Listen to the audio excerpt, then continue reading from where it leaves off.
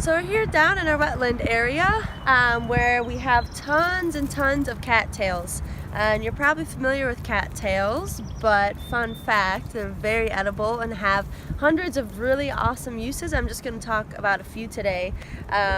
You can make toys and games out of their dried leaves or any kind of weavings. You can do basket weavings even. The fuzzy flower and all this fluff is a super awesome fire starter. So if you like camping or like bonfires and are looking for a more sustainable method to start your fire, you can definitely harvest these flowers.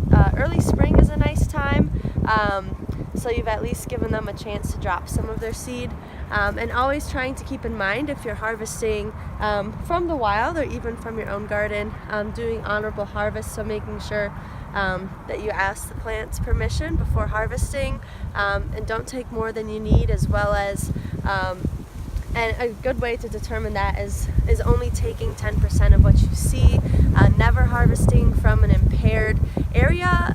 If it looks like, there are only these two cattails here and they're surrounded by other plants, they're probably struggling as is, so do not harvest from those areas. But in areas where you've noticed an abundance, maybe areas you're really familiar with, harvest from there, as well as do not harvest from areas where they could be potentially contaminated soils. So if this was, right next door to somewhere that I know has a lot of chemical applications on their field and the water's running here, I would not want to harvest cattails to eat.